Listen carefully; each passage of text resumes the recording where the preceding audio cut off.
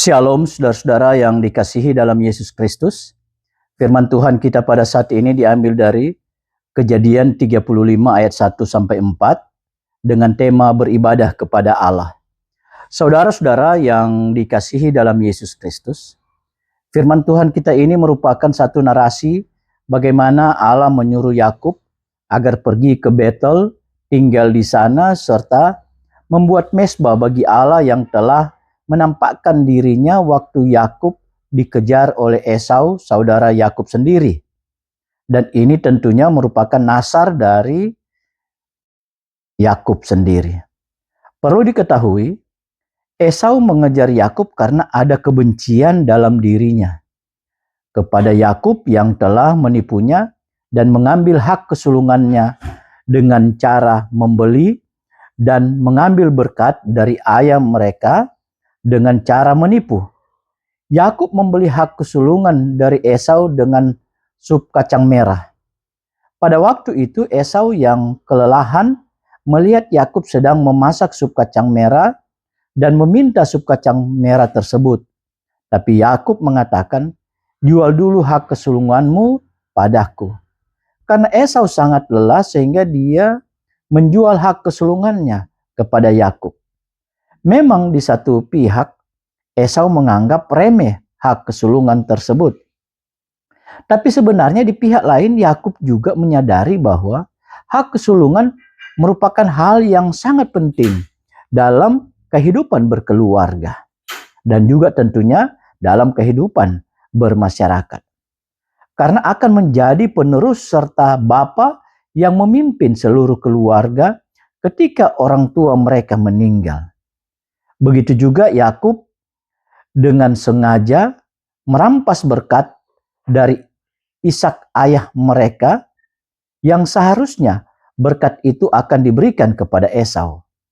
Tetapi dengan kelicikan dari Ribka, istri Ishak yang memang menyayangi Yakub, memberitahukan apa rencana Ishak terhadap Esau.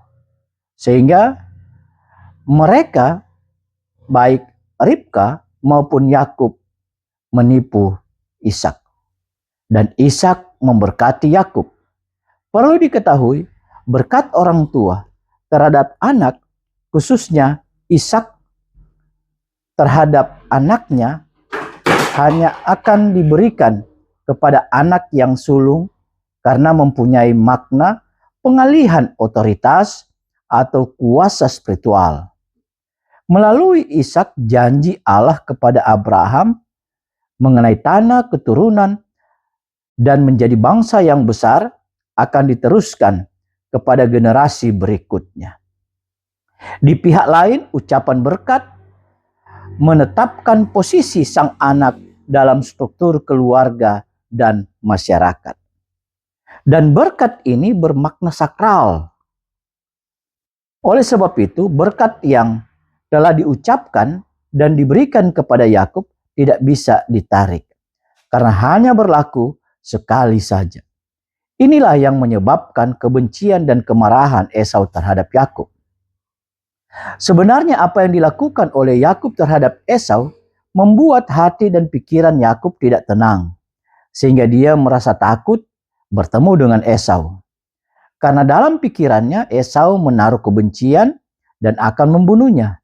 Itulah sebabnya untuk menghindar atau lari dari Esau, Yakub pergi ke Padan Aram, rumah Betuel, ayah Ribka, ibu Yakub sendiri, untuk mengambil seorang istri dari anak Laban, saudara laki-laki dari Ribka ibunya.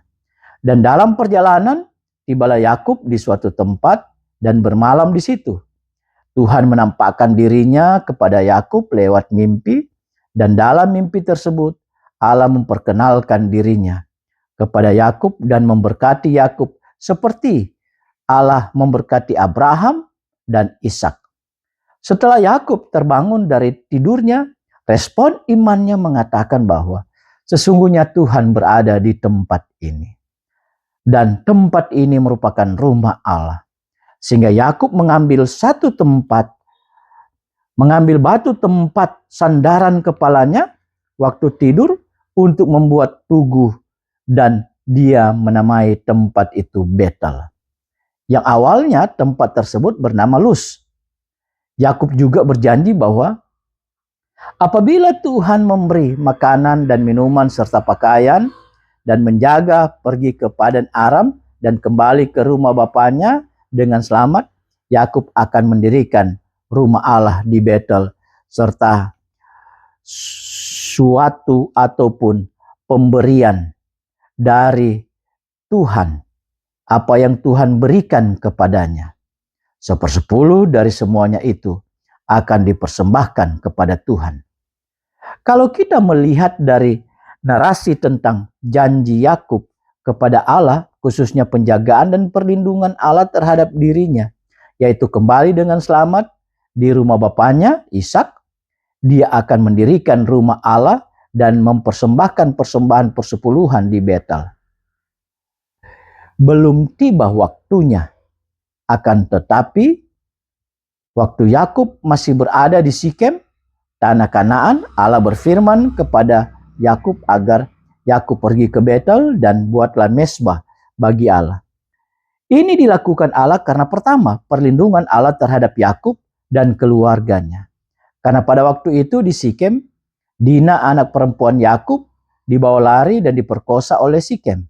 Sehingga saudara laki-laki Dina yaitu Simeon dan Lewi menyerang kota Sikem dan membunuh setiap laki-laki yang ada di kota itu, tak terkecuali Raja Sikem yaitu Hemor dan anaknya Sikem sendiri. Ini tentunya membuat kebencian oleh masyarakat Sikem serta akan membalas dendam. Oleh sebab itu, perlindungan Tuhan terhadap Yakub dan keluarganya, Tuhan menyuruh Yakub pergi ke Betel. Kedua, mempercepat janji Yakub untuk mendirikan rumah bagi Allah di Betel.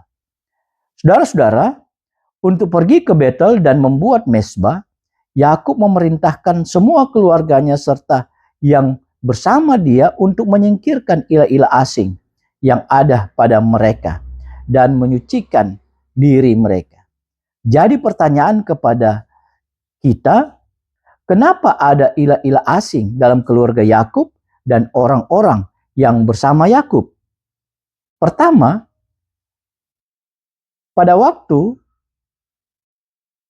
Yakub di rumah Laban, Rahel istri Yakub mencuri terafim, yaitu patung dewa ataupun ilah rumah tangga milik ayahnya, Laban. Kedua, orang-orang Yakub ada yang berasal dari Mesopotamia, yang tentunya menyembah dewa. Yakub memahami bahwa Betel adalah tempat yang sakral atau kudus karena di situ rumah Allah. Oleh sebab itu, Yakub menginginkan agar semua keluarga dan pengikutnya harus bersih dan kudus untuk berada di tempat kudus. Itulah sebabnya mereka menyerahkan ilah-ilah asing itu kepada Yakub dan Yakub menanamnya di bawah pohon terbantin dengan dekat Sikem. Membuat mesbah di Betel bukan saja untuk merealisasikan janji Yakub kepada Allah, tetapi lebih daripada itu, hidup kepatuhan serta menyembah kepada Allah saja, Allah pencipta langit dan bumi, agar janji dan berkat Allah yang dijanjikan kepada Abraham dan Ishak akan terus mengalir kepada Yakub serta keluarganya, bahkan kepada mereka yang tinggal di keluarga Yakub. Saudara-saudara yang dikasihi dalam Yesus Kristus, menyembah kepada Allah saja merupakan satu perintah yang harus dilakukan oleh kita sebagai orang Kristen. Allah tidak menginginkan kita menyembah dua Tuhan. Dan perlu diketahui, ketika kita menyembah dua Tuhan, hidup kita tidak akan tenang. Bahkan lebih daripada itu, berkat-berkat Tuhan tidak akan mengalir kepada kita. Berkat-berkat yang dijanjikan Tuhan kepada Abraham, Ishak, dan Yakub akan mengalir kepada kita kalau kita hanya menyembah kepada Allah saja serta mengikuti akan perintah-perintahnya. Dalam sejarah iman, setelah Allah selesai menciptakan langit dan bumi ini, Allah berfirman agar menguduskan hari Sabat. Menguduskan hari Sabat berarti kita menyediakan waktu untuk menyembah kepada Tuhan saja. Begitu juga kalau kita lihat apa yang difirmankan Tuhan kepada Yakub, yaitu membuat mezbah di Betel, rumah Allah, serta membersihkan diri, mengatakan bahwa kita senantiasa diperintahkan Tuhan untuk menyembah kepadanya. Tuhan senantiasa mengatakan bahwa kita harus hidup senantiasa menyembah kepada Tuhan saja. Menyembah kepada Tuhan harus terlihat bagaimana kita beribadah kepada Tuhan di gereja, yaitu rumah Allah. Oleh sebab itu, agar kita menyembah dengan bersih dan suci kepada Tuhan, Tuhan Yesus Kristus telah menguduskan kita sehingga kita layak menyembah dan beribadah kepadanya lewat penebusannya di kayu salib.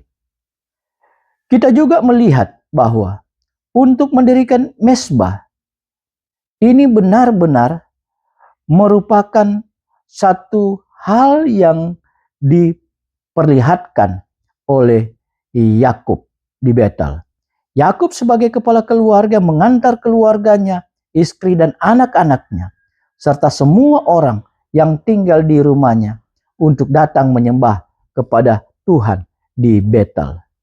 Demikian jugalah kita sebagai orang Kristen, khususnya sebagai ayah yang merupakan kepala keluarga, kepala yang merupakan imam di tengah-tengah keluarga, harus mengajak dan mengantar seisi keluarganya untuk menyembah kepada Tuhan di gereja. Dan dalam berbagai kesibukan yang ada kepada seorang ayah harus mempersiapkan waktu untuk beribadah dengan keluarga, baik di gereja, ibadah sektor, maupun ibadah di rumah, dalam hal ini ibadah rumah tangga, agar hidup kita senantiasa layak di hadapan Tuhan dan senantiasa menerima berkat-berkat Tuhan. Demikianlah firman Tuhan. Tuhan memberkati kita.